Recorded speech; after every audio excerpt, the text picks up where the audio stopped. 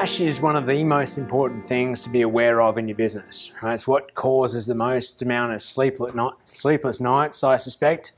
So having a tool that can really give you control of your cash position I think is extremely important. So I'm going to talk to you right now about cash flow forecasting. That's how can we predict what is our cash position going to be into the future. Now the time frame that you're going to use for this is going to depend on the business, and how frequently that you measure that time frame is going to also vary.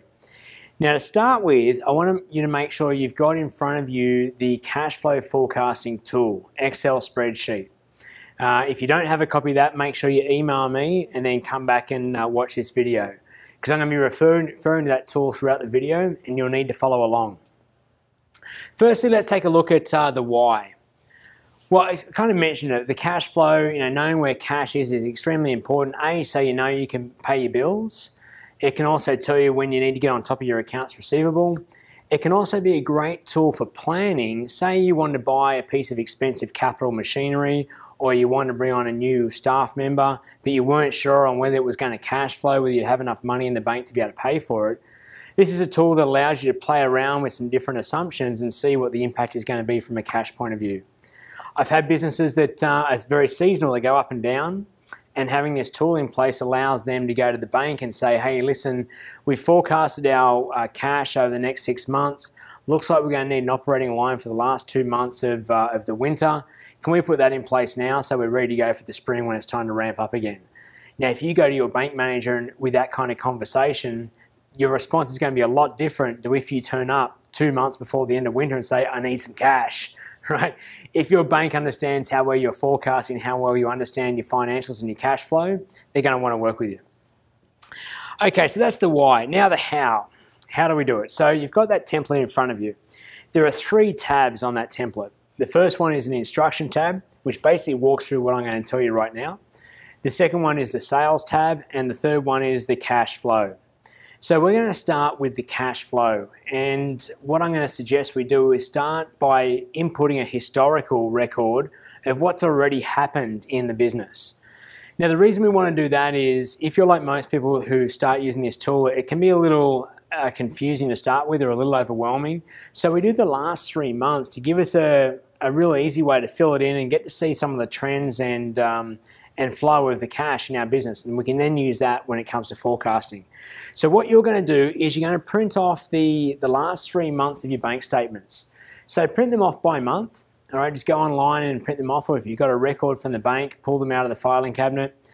And we're going to use those statements to fill in the cash flow forecast, or in this case, the cash flow history.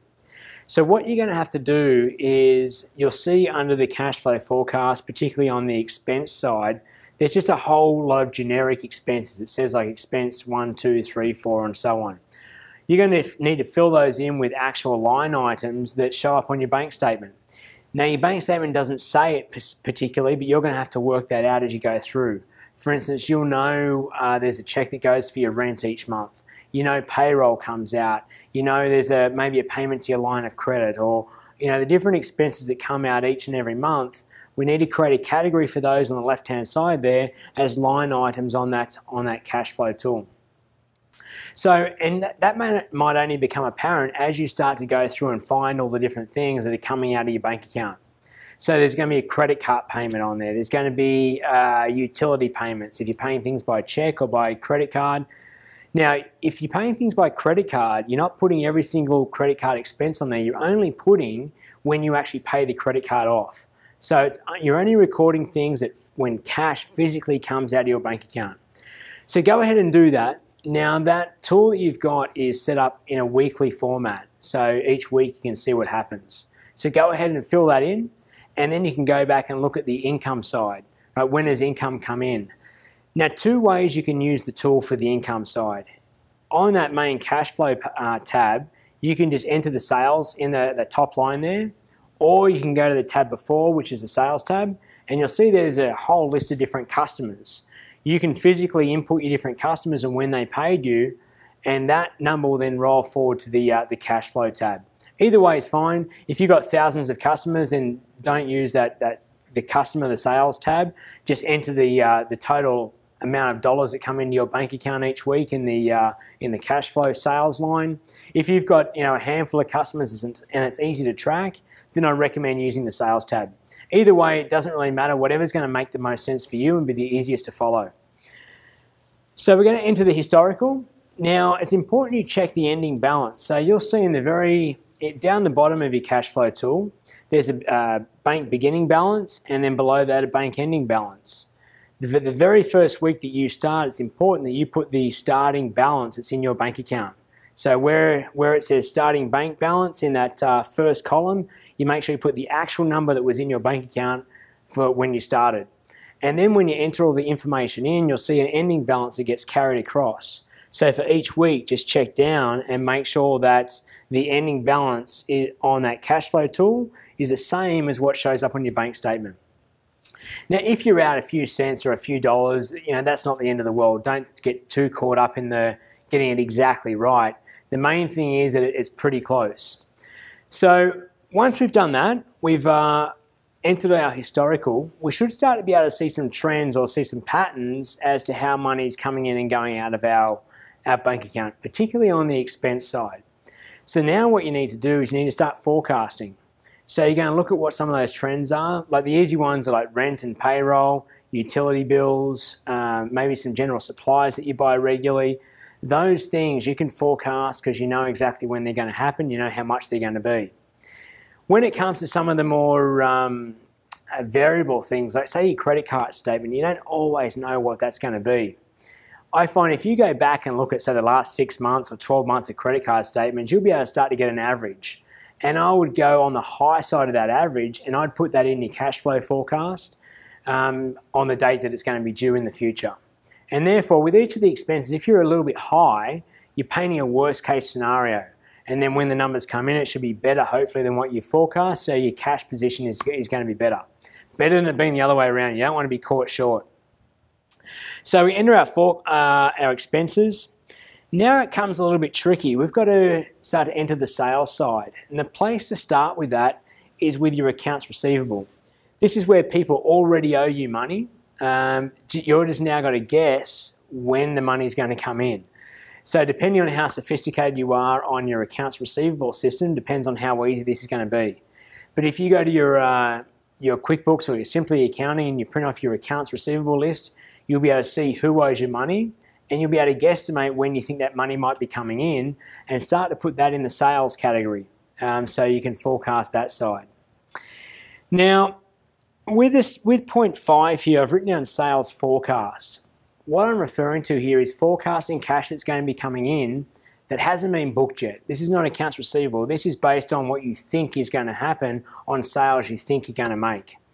I'm going to give you a word of caution around this. I'm not a huge fan of putting these numbers into your cash flow forecast. The reason being is I believe it gives a false sense of security.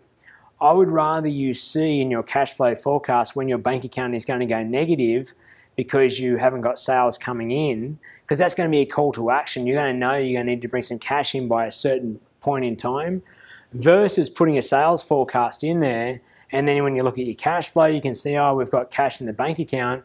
It gives you a real false sense of security. So I'm not saying don't do it. I'm just saying be careful with it. It's up to you how you choose to use it. Personally, I don't put a sales forecast in there. I only put real numbers in there that I know have happened, or there's a really good chance they're going to happen. Therefore, it's an active live tool.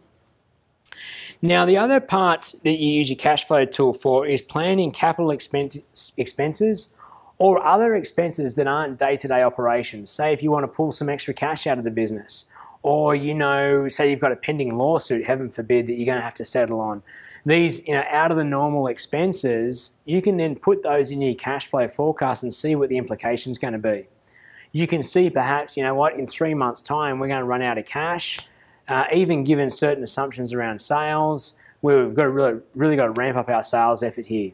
Or, hopefully you're seeing, gee, we've got a great abundance of cash here, we should plan on what to do with this. Maybe we can pay down some debt.